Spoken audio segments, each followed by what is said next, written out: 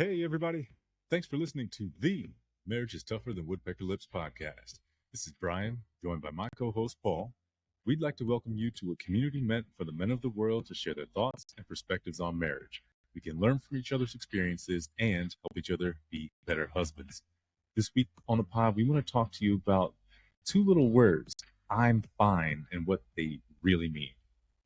Before we hop all the way into the conversation, we'd just like to say thank you and welcome you to the podcast. If this is your first time, welcome. If you've been rocking with us for a while, welcome back. If you'd like to reach out and get in touch with us, you can search Marriage is Tougher on any social media platform. Just slide into our DMs, let us know what you're thinking. If you'd like to go through the website route, you can go to marriagestougher.com and hit the contact form and leave a message there. You can do the same if you'd like to be a guest. We'd appreciate to hear from you and have you on the show. So fill out that form, let us know what you'd like to talk about, and when your availability, we'll reach back out and get you on. All right, let's hop into the show. So, I'm fine. I'm thinking about all the times I've said that, and all the times it's been said and heard from a different perspective, also known as my wife. All the different tones that's been said with, right? Which heavily alters the meaning, right? Like, hey, baby, looks like something's wrong. What's going on? Oh, I'm fine, right? Or I'm fine. Yeah, there's two different ways to say it. But immediately when you started talking, I was like, "Is I'm fine and I'm good the same thing?" Yeah, I'm fine. I'm good. What's going on? Nothing. What are you thinking about? Nothing. Right? I feel like that's all the same bucket. Yeah. Okay. I mean, the tone of "I'm fine" is real. Um, why do we say "I'm fine" as a husband? Got some thoughts on that. One being, I don't want to talk about it. Two being, I'm not prepared to talk about it. Three being, I kind of just want to process this and forget about it. Right? Like, yeah, I'm upset right now, but I don't deem this to be important enough to have a whole conversation about it. Like, give me a half hour, I'll be fine. Like, I'll really be fine in a half hour. Just let it go. If you dig into this, I'm not going to be fine. That's so interesting. So the third one is it's really a "I will be fine," Mhm. not like "I'm fine," but there's no. You kind of can't say "I will be fine" because then that means you're not fine now. And just like you said, if the other two are true, right? Like I'm actually good, or I'm not prepared to talk about it, or I don't want to talk about it, then the "I will be fine" allows me to get past those things and be better. But if you poke the bear right now, Yeah. I don't want to deal with that. Now you're saying that it's like, for me, I'll speak for me at times. I don't want to deal with the feelings that come with that. Mhm. And I don't want to have to process those feelings.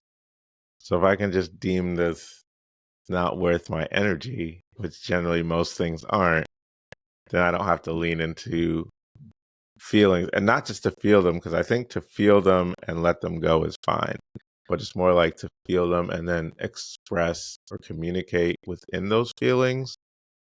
I don't trust myself in that situation, so I don't want to have that conversation at the moment. Yeah. I got another one for you. You're the reason I'm not okay right now, and I don't want to have to say those words to you.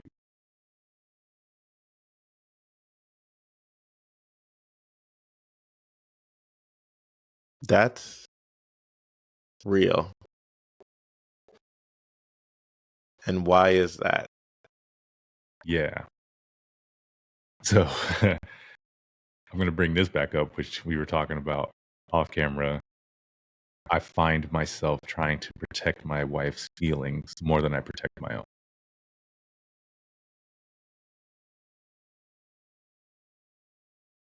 And And I'm wrong for that. Right? I am consciously making a decision to not be healthy in the guise that I'm actually protecting the feelings of my wife, but her coming to me and, ultimately what my wife is doing is trying to problem solve, right? Which if the roles were reversed and I came to her, I'm like, "Hey, what's going on? There's something clearly not right here. Tell me so I can fix it."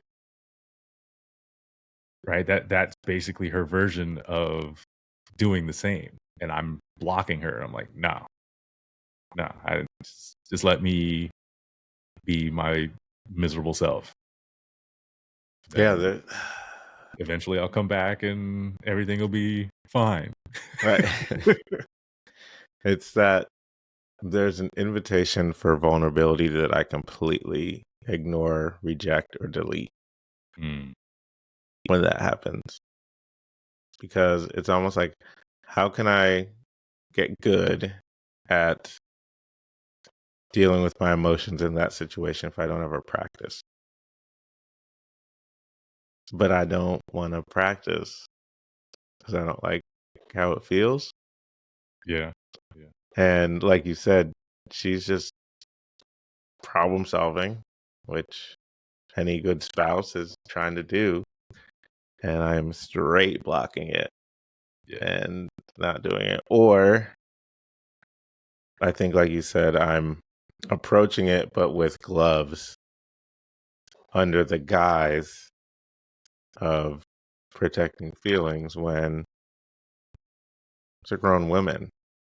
Like, yeah, if yeah, anyone's more aware of their feelings, it's them, and they'll know how to regulate their stuff. But I think for me, it's it's scary to not have that muscle built, but that's not a muscle you can build on your own. Like that's something like you have to have a partner. Like, that's really tough and kind of yeah, annoying. yeah. I've got another one. Here you go. I am feeling shameful about something and really don't want to talk about it. Ugh. So I'm fine. Uh, that is definitely an I'm fine I have been guilty of Yeah, for sure. yeah, yeah, And again, I think they really all these circle back to I don't want to talk about it. I'm not ready to talk about it. or And I don't that's know what, how to talk all right. about it. Oh, yeah. Don't know how to talk about it. It's good. Yeah.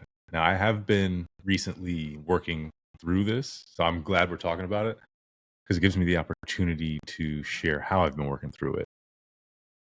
Lately, I've been taking the opportunity to share more about what's been happening, in friend groups, in workspaces, things that have made me upset, right? So if my wife asks, "How was your day?" rather than saying, "Oh, it was good. It was fine. It was work," whatever.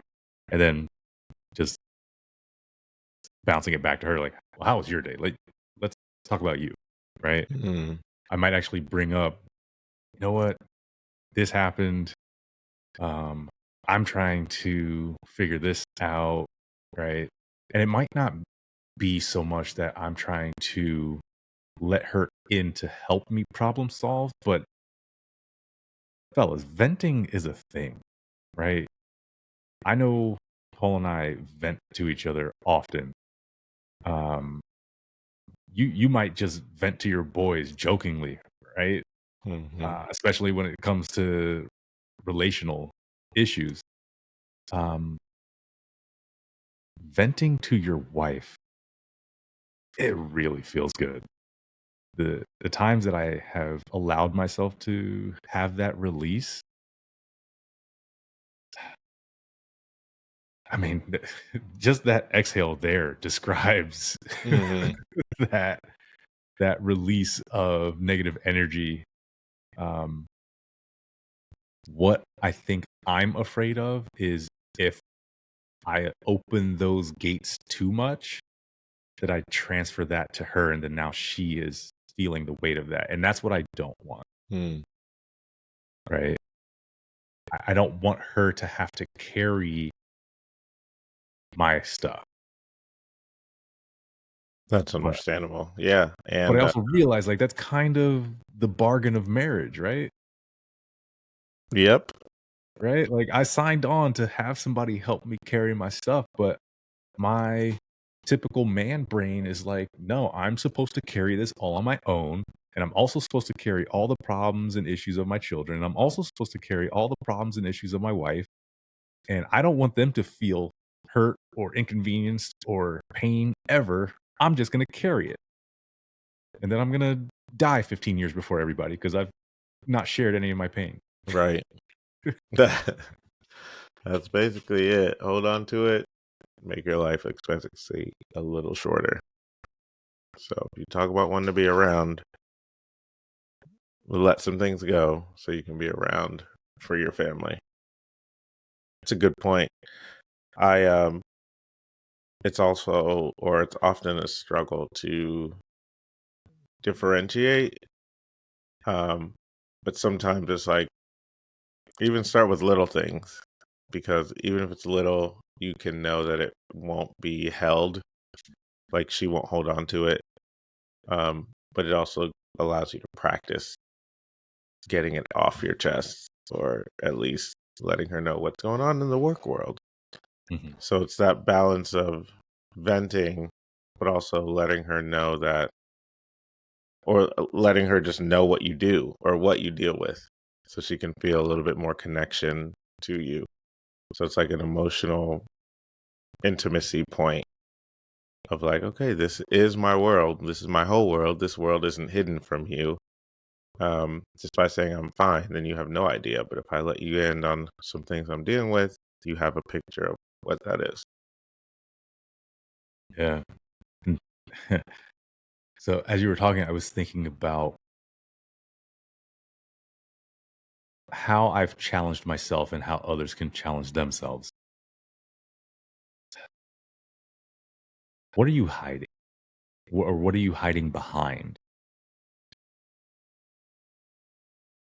It all right. So I'm gonna probably call out some folks here. If you go to the doctor and they ask you, "Hey, do you drink alcohol? And if so, how much, how often?" And you find yourself lying to the doctor, right? Oh yeah, just in social situations. But you actually have like a couple beers every night. Why are you hiding that from your doctor? Right? If you're struggling at work and your wife asks you, "Hey, how's work going?" And your response is, "Eh, it's all right." And that's all you give her, but you actually have some struggles. And it might not be like, "Oh, I'm about to lose my job," but like you're stressed, right? Maybe the reason she's asking you is because she can clearly see you're stressed and she's trying to offer you that avenue to get it out, right? Like she likely knows how good it feels to let that stuff out or to share it, right? To not feel like you have to walk this path on your own. So I challenge you to really do a deep dive and ask one, am I hiding anything? Is that the reason that I don't want to talk about it? Or, this is a different dynamic. Am I hiding behind anything because I don't want to talk about it? Right. Like, cause I could just like bringing up the work thing again. I could find myself hiding behind that wall of work. What that might look like is well, I don't want to bring work home, so I'm going to leave it at the door. And that means I no longer have to talk about it. All that stress will will say appears to be left at work. But even though I haven't talked about it, I've still carried that over the threshold with me, and it's weighing me down. Your children pick up on it, your wife picks up on it. You're sitting on the couch disengaged with the family because you're still thinking about it, right? There's got to be a way to change how you deal with those things. Maybe it's just, stuff that's outside the home that's affecting you. And I think that starts with just being willing to talk through what's going on. What uh what are your thoughts on that? Anything different or any opportunities you see for men to start those conversations? I think I agree. I'll just start out saying that it's we find ways to shelter or put off conversations we don't want to have. And I think it's right, circling back to what you said before, like I don't want to talk about it, don't know how to talk about it. Um, and for me, I don't know how I feel enough to talk about it in the way that I would want to, like with an informed decision, Right. right? For me, it's kind of cycling through my feelings now that I realize that I have them and that they're fine. Um, so now it's like, okay, how do I talk from my feelings or not, depending on how I feel in that moment. I think ways to do that is, like I said before, like I mentioned before, just kind of start small if you can, if you're not comfortable. So talk about something. Oh, I would say a way to start is talk about something that's already happened that's resolved positively that you may not have thought about it. So, if it's a coworker or, not doing their part, and then you ended up having a conversation, or the supervisor came and swooped in and everything's worked out now, like talk about that, and then at least you already know what the outcome is. You can get used to talking about those things, and then if it comes up again, then you can talk about it in the moment with the basis that it's probably going to work out, right? Because a lot of times, at least for me, it's I take the lens of what if it's terrible, instead of asking what if it's amazing, right? So I think it's just starting small and to be able to prepare. Like for me, I don't like not being prepared. And conversations are really fluid with the person that I care about the most, which I want every conversation to go perfectly. And that's first of all, release perfection. You're not going to have the perfect conversation with your wife every time. But when I say prepare, I mean pull something that when she's going to ask, how was work? Pull something that you can talk about before you even get in the door. So when Mm, she asks this, I'm going to talk about this. I mean, maybe at lunchtime, Jeff was, you know, talking with his mouth full and it was irritating me. And that bothered me the rest of the day, right? So something silly, but at least let her into your day. And the more you practice, the more you can have those conversations. yeah. I wonder what it would look like if you made an agreement with yourself or your wife to eliminate those words, right? If she asks you a question about how you're doing or anything of the like, you're not allowed to say I'm fine. You're not allowed to say I'm good. You're not allowed to say I'm okay. So having agreed upon decision to no longer use those words and actually use what's happening. So like, what's going on? I'll be fine in a little bit. I just am trying to figure out how I feel about this, Yeah. right? Or not even I'm fine, or I will be fine, or what's going on. something's going on, but I don't know if I'm prepared to talk about it right now in this moment. Just give me a chance to figure that out. Right there. That's that's a lot of onus on us to articulate how we're feeling. But I think everyone should give that a shot, at least for the next 14 days. If you ask me something, I can't say I'm fine. I have to. But with that agreement, it also means I have to have space to tell you what that is, but still not talk about it if I'm not ready to talk about it. For a time. For a time. Yes, correct. Yeah. Correct. Yeah. So then that also comes with the commitment to come back to the table, like state how long you need. Yeah. Right. And even so, it's okay to come back to the table and still not know how to talk about it. Right. I would say give your wife a couple permissions. Number one, if your immediate response is, I'm fine, give her the permission to say, hey, we agreed that's not an acceptable answer any longer. Can you give me some further explanation about why you're saying you're fine? Right. If your response is, I had a rough one today, I'm not really ready to talk about it right now. Can we revisit this after the kids are in bed? Right. And she agrees. You come back to the table and you're still feeling like, wow, man, I am really not feeling I'm ready to talk about this, or I don't know how to talk about it.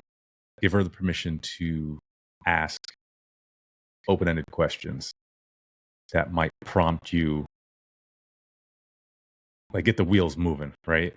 And this is funny, but I really love the chart of feeling words, especially the wheel, because it's sectioned off really well. And it's a good like space saving diagram. So if like I'm feeling angry about something, that's more core to the center of the feelings wheel, and then in that wedge, all of the supporting, uh, anger descriptors. Sit there with that for a time until you get used to the practice of expressing your feelings. And what I also have found is looking at something like that really allows you to think through what the basis for your anger, like where the basis of your anger is coming from, right? Because sometimes you might not be able to quickly verbalize it, but then you see frustration and you're like, oh yeah, I was really frustrated about that. That's why I'm feeling angry. Okay, why did that frustrate me so much? Right. And then you can kind of deep dive, maybe not so much on the specific topic, but go back to why this initially frustrated me. How can I maybe better handle that? And then that's a little bit of a practice that can help you get to, well, one, a resolution, and then two, um, maybe not allowing that to trigger you so much anymore. Right. And then third, maybe even an elimination of the issue altogether. That's great. I love the wheel for sure. And I love that it's okay to be frustrated and you can work through what that is. Right? Mhm. It's okay. I do like the deep dive aspect. Not that it's really deep. It's more thoughtful than we're used to putting thought to. Right. So, and as you practice it, it becomes easier. Even if you still have the wheel in front of you, it's still, oh, I'm not angry. I'm actually really frustrated. Why am I frustrated? Oh, it's because blah, blah, blah. But that first time, you're like, you might have to go through all the little wedges and then be like, Yeah. oh, it's frustrated. And then you have to battle with, why did I get frustrated? Like, I don't even want to be frustrated. What happened? Like, all those things. And as you see those more and more, you can identify it faster. And like Brian said, eliminate it because it is no longer a thing that you want to deal with. That was really good. That Yeah. was really good. It's been very helpful. Um, just kind of going back down that track a little bit, right? Like you might go from anger to frustration out to annoyed. Okay, well, what about that person, situation, thing, happenstance annoyed me, right? That allowed me to become frustrated, that allowed me to become angry, right? Um, and I'm not saying that every situation can be avoided or, um, eliminated, but what I have found is oftentimes once I understand the core of the reaction, it tends to not bother me so much because now I'm aware of it. Right. Yeah, the identifier is there. Yeah. It's this, Yeah. it goes from an ominous, I don't understand feeling to, oh, that's what that is. Yep. Okay. Yeah. It's really, you're able to process it quicker. It's not that you don't deal with it. It's just like you can identify and say, oh, that's what it is. It's not taking a lot of time. For me, it's taking the time to figure out what the final thing is. And then once I'm there, I'm like, oh, that's what it is. Yeah, that's true. I am frustrated because I hate when that happens. Right. Right. But I'm not holding on to it anymore. And I don't have to waste brain energy trying to figure out what it is. I already did, and I got it. So that's a good word. Yeah. And I mean, it'll help you through a lot of different areas, right? Like dealing with family, dealing with work, uh, dealing with disappointment, Hmm. right? All those things. And then, like, let's talk a little bit about the positive side to it, right? Because there's the opposite side of the wheel that is happy, right? Like, Hmm. what are those things? Like, if you are looking maybe for purpose or meaning in any of the things that you're doing, right? If you find yourself being really happy, doing a deep dive into like what are the supporting factors of that happiness now allows you to pursue more of that. Ooh, good point. That's fantastic. Yeah. Chase after those things and you'll feel less of the other thing. Sure. Yeah. I mean, I don't know, to come from So good. disregarding my feelings to exploring them is different for sure. But it's also very 100%. helpful. And Yeah. then it also allows me to be a better coach, especially coaching 5 to 7 year olds, right? Like, because they stay in their feelings, bro. Man. Why are you crying, Man, man? they haven't been taught to stuff them away yet. That's what that Yeah, is. yeah. I find myself taking a knee pretty often nowadays and helping them work through. We had a kid the other day who just started crying out of nowhere. We're like, what is going on, right?